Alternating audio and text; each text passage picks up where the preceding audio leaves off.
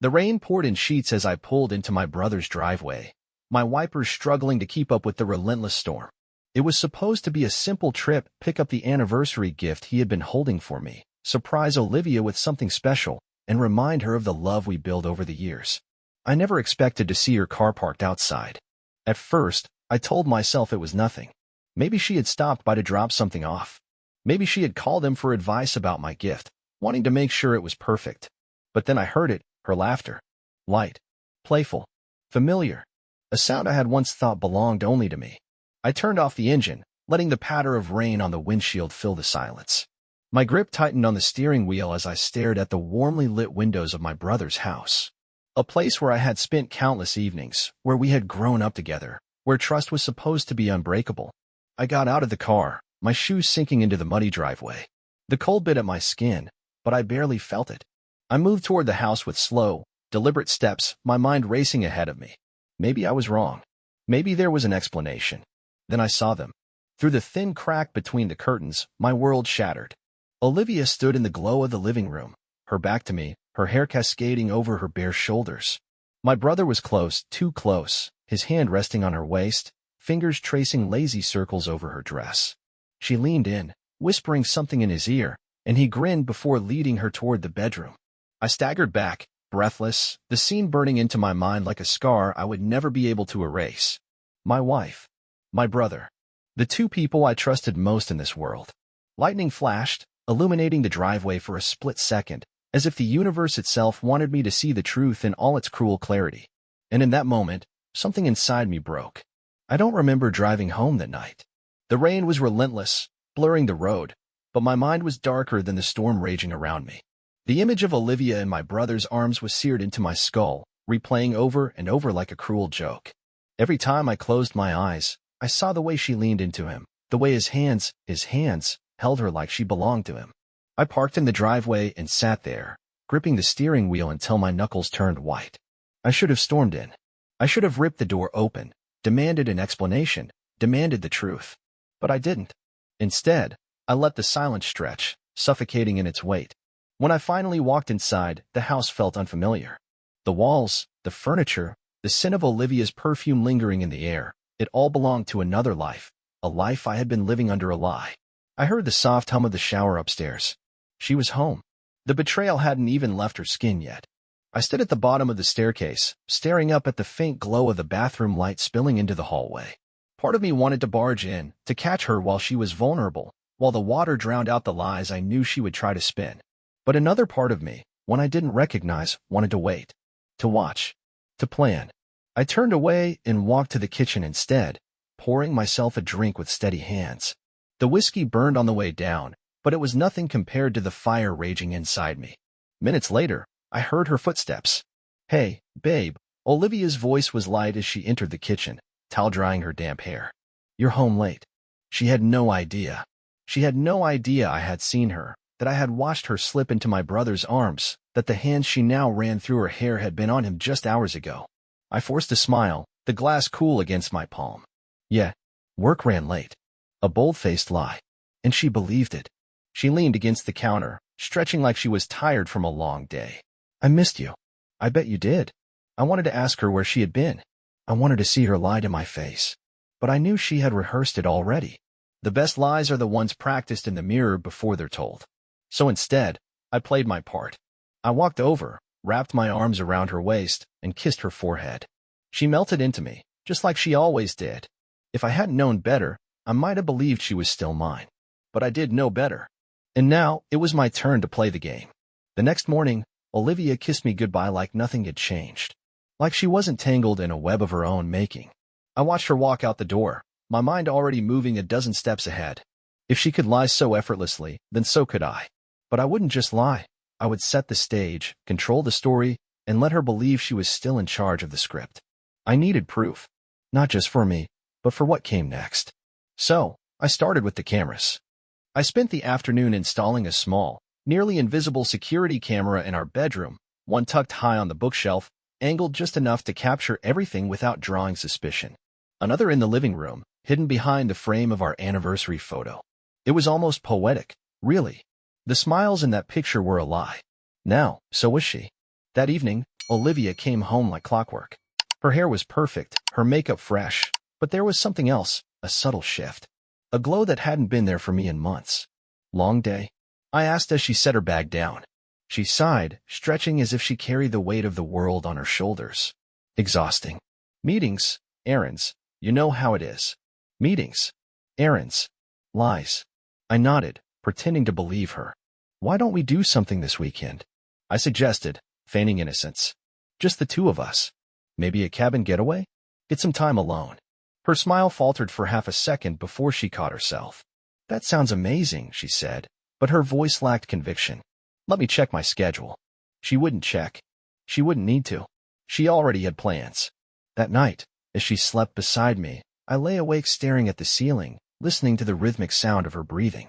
I could feel the heat of her body next to mine, but she was a million miles away. Tomorrow, I would check the footage. Tomorrow, I would find out just how deep this betrayal went.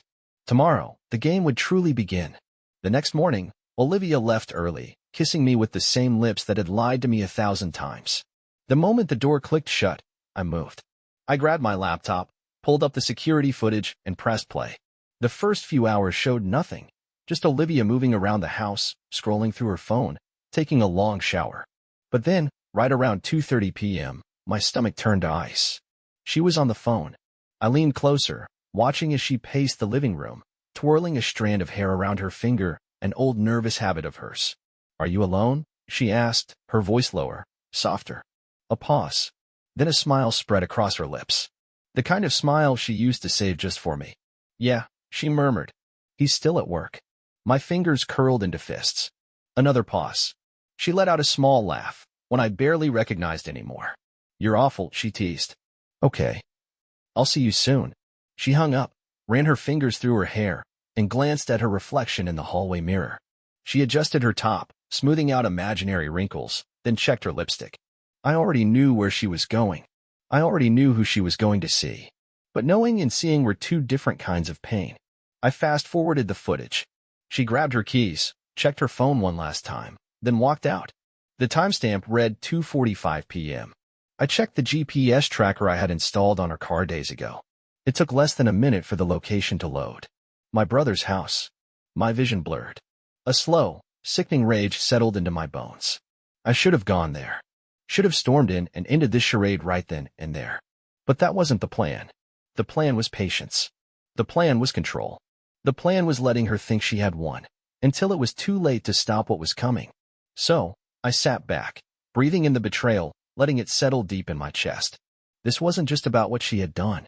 This was about what came next. I closed my laptop and exhaled slowly, steadying my heartbeat. There it was, undeniable proof. Olivia wasn't just slipping away. She had already left. The life we built, the vows we exchanged, it was all nothing more than a beautifully decorated lie. And my own brother? The man who was supposed to have my back, who grew up with me under the same roof. He was in on it, too. I could have confronted them right then and there. Driven to his house, kicked down the door, and watched their expressions crumble as the truth bared its ugly teeth. But that was too easy. No, Olivia and my brother didn't deserve a fight in the heat of the moment. They didn't deserve screaming, accusations, or a dramatic scene. They deserved something far worse. They deserved to feel comfortable in their deception, to believe they had gotten away with it. And then, when they least expected it, I would pull the rug from beneath them and watch them crash. Step 1. Play the fool. When Olivia came home that evening, I was already in the kitchen, pretending to scroll through my phone. The moment she walked through the door, I looked up and smiled, like a goddamn idiot. Hey, baby, she chirped, setting her purse down. How was your day? I almost laughed. How was my day? It took everything in me not to let my voice shake. Long, I replied casually. Yours. She hesitated for just a fraction of a second, barely noticeable, but I caught it. Same, she said. Meetings, errands, you know how it is. Meetings, errands, lies. I watched as she walked past me, heading toward the bedroom. The scent of her perfume followed, a familiar fragrance, but now tainted with betrayal. You hungry? I asked, keeping my voice light. I was thinking of making pasta tonight. She glanced back at me, surprised. Maybe she expected me to be distant. Maybe she thought guilt would make me cold, or that I'd start pulling away before she had to. But instead, I was warm. I was affectionate. I was exactly the husband she had once wanted me to be. Because the longer I played the fool, the harder she would fall when she realized she wasn't fooling me at all. The next few days passed in a blur of carefully calculated deception. I played my part flawlessly, laughing at her jokes, kissing her goodnight, asking about her day as if I didn't already know where she had been. She didn't suspect a thing. If anything, she seemed relieved. I caught her watching me sometimes, her eyes searching mine for something. Doubt, suspicion, a sign that I knew. But I gave her nothing. Just a smile, just a kiss on the cheek, just the illusion of a man who still loved his wife. And all the while, the evidence piled up. The security cameras caught her slipping into our bedroom mid-afternoon, fixing her hair, smoothing out the wrinkles in her dress, the ones I hadn't put there. The GPS tracker on her car confirmed her every movement. And my personal favorite? Her texts. I had installed spyware on her phone a week ago. Nothing too invasive, just enough to mirror her messages onto my laptop. And oh, how beautifully incriminating they were. Olivia, he has no idea. I feel so guilty, but I can't stop. My brother, don't feel guilty, baby. He doesn't appreciate you like I do. I clenched my jaw, reading those words over and over, letting the betrayal sink deeper into my bones. He doesn't appreciate you. The audacity. For years, I had loved Olivia with everything in me. I had given her a home, a future, a life filled with nothing but devotion. And in return, she had given herself to my own blood. But it wasn't enough for them to betray me. They had to paint me as the villain. They had to twist reality until I was the one who didn't deserve her. Fine, let them have their delusion. Because soon, they'd have nothing at all. Step 2, the perfect setup. I needed a moment. One defining, undeniable moment. Catching them in bed? Too cliché. Too messy. Too easy. No, I wanted something cinematic. Something public. Something that would leave a mark neither of them could erase. So I started planning. And the perfect opportunity presented itself on a silver platter. Olivia's birthday was in a week. We had planned a party, a big one, with family, friends, everyone who mattered to us. She had been talking about it for months, planning every detail, obsessing over the guest list. She wanted a celebration. I was going to give her one she'd never forget. Olivia's birthday arrived, and with it, the final act of my carefully crafted performance. She woke up to breakfast in bed, pancakes, fresh fruit, coffee just the way she liked it. I kissed her forehead, whispered how much I loved her, and watched as guilt flickered in her eyes for just a moment before she pushed it away. "Thank you, baby," she murmured, squeezing my hand. Lies. She thought she had won. She thought she had me wrapped around her finger, that I was still blind to the truth. But tonight would be her reckoning. Step 3, the grand reveal. The party was everything she wanted. The house was filled with friends and family. The music was perfect, the drinks flowing. Olivia was glowing under the dim lights, laughing, soaking up the attention. And my brother? Oh, he was there too, standing on the other side of the room, watching her like she belonged to him. Disgust crawled up my spine, but I forced myself to smile, to play the doting husband one last time. Then, as the night reached its peak, I cleared my throat and clinked my glass. "Everyone," I called out, my voice steady. "If I could have your attention." The room quieted, all eyes turning to me.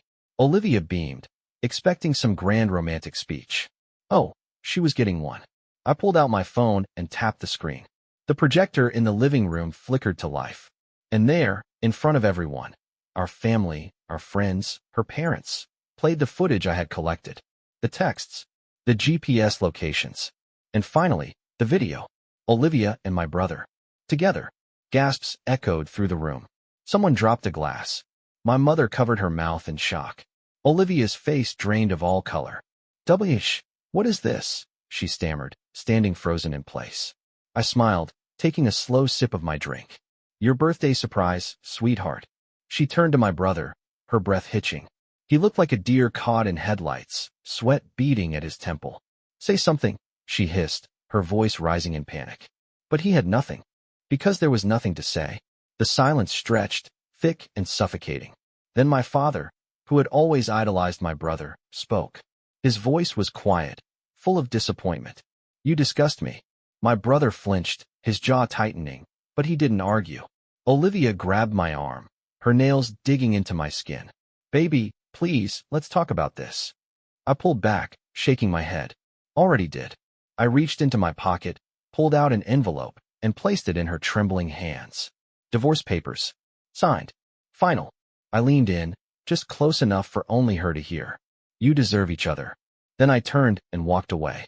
And for the first time in months, I felt free. I walked out of that house without looking back. Behind me, the party had collapsed into chaos. Gasps, whispers, Olivia's strangled sobs, my brother's desperate attempts at damage control. But none of it mattered. I was done. I got into my car, gripping the wheel as the adrenaline slowly faded, leaving behind something cold and hollow. I should have felt victorious. I had exposed them, humiliated them, burned their perfect little fantasy to the ground. So why did it still hurt? I drove aimlessly, the city lights blurring past me. The weight of everything. The lies, the betrayal, the years I had given to a woman who never truly loved me, settled heavy on my chest. I pulled into a quiet parking lot and leaned my head back, exhaling slowly. My phone buzzed. Olivia. I stared at the screen, watching it light up again and again. Calls. Messages. Desperate, frantic words I didn't need to read to understand. Then, another name appeared. My brother. I let the call ring out, my grip tightening. The audacity. Even now, after everything, he had the nerve to reach out? To what, apologize? To try and twist this into something that made him feel less like the coward he was? I shut off my phone and closed my eyes, letting the silence settle in. For the first time in a long time, I had nothing left to lose. And maybe that was the best thing that could have ever happened to me. Morning came, dull and gray, as if the universe itself was mourning what had been lost. I hadn't slept. I hadn't even gone home. Not that I had a home anymore. I sat in a diner, pushing around a half-eaten plate of eggs, my mind replaying last night in loops. The gasps. The looks of horror. The way Olivia's face had crumbled when she realized she had lost everything. And my brother, standing there like a fool, too stunned to fight back, too cowardly to even own up to his betrayal. A fresh wave of bitterness crawled up my throat. It should have been enough. But it wasn't. The damage they had done didn't disappear overnight. It stayed with me, creeping in when I least expected it, poisoning everything it touched. I needed to move forward. But first, I needed to know how far they had truly fallen. I pulled out my phone, finally turning it back on. The screen flooded with missed calls and unread messages. Olivia, 27 missed calls, 15 messages. My brother, 9 missed calls, 3 messages. I opened the first message from Olivia. Please, baby, just talk to me. I know I messed up, but you can't just throw everything away like this. We can fix this. We can fix this. Fix this. I almost laughed. I scrolled through the rest. Variations of I'm sorry. I love you. I didn't mean to hurt you. Lies, all of them. Then, I opened my brother's messages. I don't know what to say, man. I never wanted to hurt you. It just happened. It just happened. As if he had tripped and fallen into my wife. I clenched my jaw and kept reading. I know you're angry, but we're still family. I hope one day you can find it in your heart to forgive me. Forgive him. That was the difference between us. I would never betray my own blood. And I sure as hell would never forgive his. I tossed my phone onto the table, rubbing a hand over my face. I didn't need their apologies. I needed them to suffer. And I had a feeling their suffering was only just beginning. I didn't respond to Olivia. I didn't respond to my brother. I wanted them to sit in the silence, to feel the weight of what they had done without the relief of closure. But I wasn't done watching them fall. Later that evening, curiosity got the better of me. I pulled up Olivia's social media, wondering how she would spin this disaster. And there it was, her perfect little world, falling apart in real time. Her last post, a smiling birthday picture from the party, taken before the truth shattered everything, was drowning in comments. Wow. Cheating on your husband with his own brother? That's next level disgusting. Guess loyalty means nothing to you. Hope the betrayal was worth it. He gave you everything, and you threw it away. Pathetic. Her friends had turned on her. Even strangers were tearing into her. She had spent years crafting the image of the perfect wife, the devoted partner, the woman who had it all. And now? Now, she was nothing but a liar. A cheater. I almost felt sorry for her. Almost. Then I checked my brother's page. He had posted nothing since the party, but that didn't stop the fallout from reaching him. You don't deserve to call yourself a brother. Backstabbing your own blood? You make me sick. Your father must be so proud. Oh, wait. He told you to get out. LOL. Hope she was worth it, man. Enjoy the ruins of your life. I leaned back, exhaling slowly. This was only the beginning. I had spent so long feeling powerless, drowning in their betrayal. But now, the power was mine. And I wasn't done yet. Days passed. Olivia kept calling. My brother stopped trying. The silence between us was louder than any apology they could have given. Then, one evening, my phone buzzed with a number I hadn't expected. My mother. I hesitated before answering. Hello. A deep sigh crackled through the line. Your brother showed up here today. I stiffened. And he wanted to talk to your father. Begged him to forgive him. But you know your dad. He doesn't forgive betrayal. I pictured it. My brother, standing in the house we grew up in, desperate for some form of redemption. And my father, the man who had raised us to be better than this, looking at him with nothing but disappointment. Good. He left with nothing. My mother continued, voice heavy. I don't think he has anywhere to go. I didn't say anything. Are you listening to me? She pressed. I'm listening, I said flatly. She sighed again. I know what he did was unforgivable, but he's still your brother. No, he was my brother. Past tense. I don't owe him anything, I said, my voice cold. I just thought you should know, she said softly. She hung up, leaving me alone with the weight of it all. I should have felt satisfaction. But there was only emptiness. I had destroyed them. Now what? The storm had passed. Olivia stopped calling. My brother disappeared. And me? I finally started breathing again. For so long, my life had been wrapped around them. What they had done, how they had broken me, how I would make them pay. But now, there was nothing left to destroy. No war left to fight. Just silence. And in that silence, I found something I never expected, peace. One evening, I stood in front of the divorce papers, staring at Olivia's shaky signature. It was done. Official. I thought I would feel some grand sense of victory. But all I felt was freedom. I wasn't the same man who had walked into my brother's driveway that night. That man had believed in loyalty, in love, in the kind of devotion that could withstand anything. But now I understood, some things aren't meant to last. And that's okay. I packed my bags that night. Not because I was running, but because I was ready to start over. A new city, a new life, one where I wasn't haunted by the ghosts of people who never truly loved me. As I locked the door behind me for the last time, I didn't look back. I didn't need to, because for the first time in a long time, I was finally looking forward. The end. If you like this story, please like and subscribe to the channel.